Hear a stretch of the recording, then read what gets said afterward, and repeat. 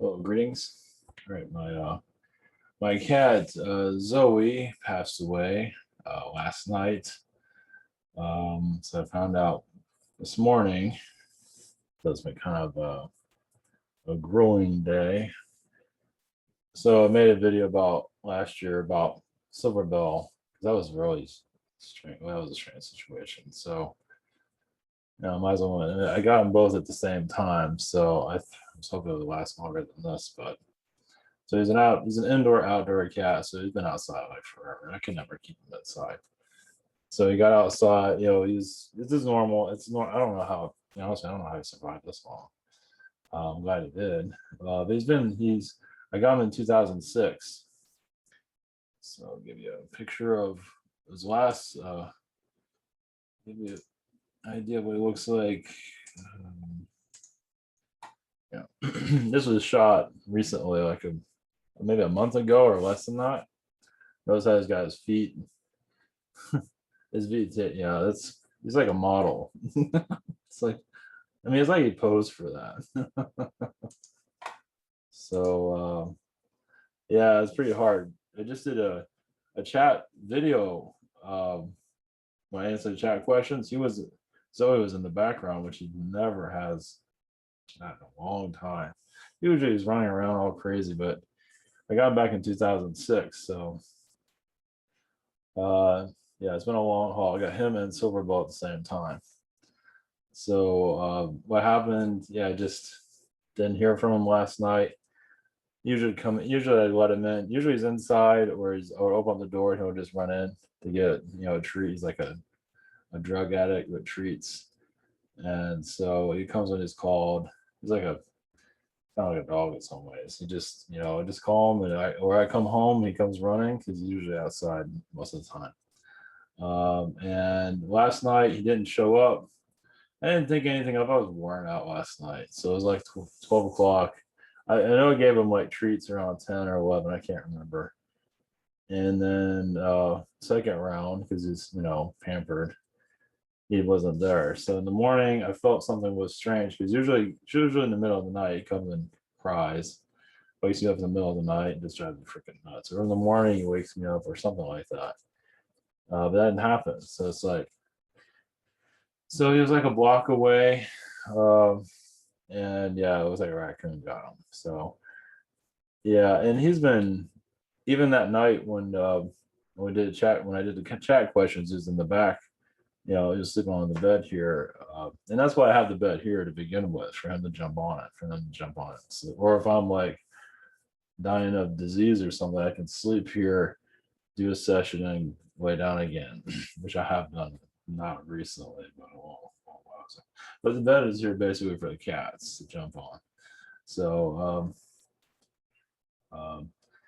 so yeah, today's been that chat day when I did the chat questions, he was sleeping there and I just leave the door open so he can get out. And he just stayed there all night. And he usually doesn't do that. Usually because he knows he's gonna get something from me at night because he goes and begs, because he's a king, pampered. So yeah, he's like a treat drug addict.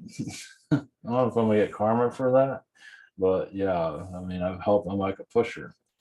So he's a cat, it just, makes his day. So I think he's like 74, 75 years old, something like that. He was something around, it was a cat year. So he's old. So yeah, he's been having trouble getting up. He's been, after Silverbell died, what happened to Silverbell last year. That's what started, when all this happened, it was at the end of March, like the last week of March. Silverbell kept wanting to go outside, and then a coyote got her, and the coyote was waiting for me to. I come outside, coyote looks at me, I see Silverbell, and he runs off. So I made a video about that. This is a little bit different. He's just, I figured he was gonna last a bit longer, but I feel like this is his time. And it might be an attack I want to look at, but he's survived the wild for a long time. So he was getting up there in years. His health has been pretty, no health issues. Other than did have like a respiratory problem. Like when he got older, you'd have problems breathing sometimes. Like you'd be fine and you'd be choking a little bit, but then you'd be fine. It's like you'd be, you know, so sometimes it do his respiratory. The vet couldn't figure out what was wrong with him, but anyway, that was only like the last couple of years of his life. For the most part, he's been fine. So yeah, not a problem ever. Not a problem with the animal. Never got bitten. Never had anything. Never. He's just like a hippie. He just goes out and hangs out with everybody. Not that he hasn't had been chased. I mean, because he can come in the house whenever he wants. And yeah, he's been chased by some raccoons and whatever might have been out there. But 90% of the time, 99, he's always been fine. He knows when not to go outside. Let's put it, that's for sure. But most of the times, he's doing good. So yeah, this is because when I got Silver Bell, and I mean, I felt like going. Well, it was back in 2006, so I just felt like I needed a cat. My other cat died here as my family member's cat. So it's like, I need something. Something was like calling me. So I went to a place that's not even near where I live. It's like 20 minutes away, 30 minutes. It's like out of the way, actually. And it was at night, it was after work, and that's why I got Silver Bell. There was a whole bunch of Silver Bells there, all the same. I was gonna go back and get another one, look just like her. And Zoe was there. Instead, all of those other ones are gone. So I just got Zoe. So he was crying. He's been crying ever since I got him. So thing about Zoe is it's funny. Like I'm a cat carrier. He's like a kitten. He's like this big, size of your hand. And he didn't want me to cat carry, so I put him on my shoulder when I drove home. Yeah, that sounds safe. And when I take him to the vet, I just have him on my shoulder.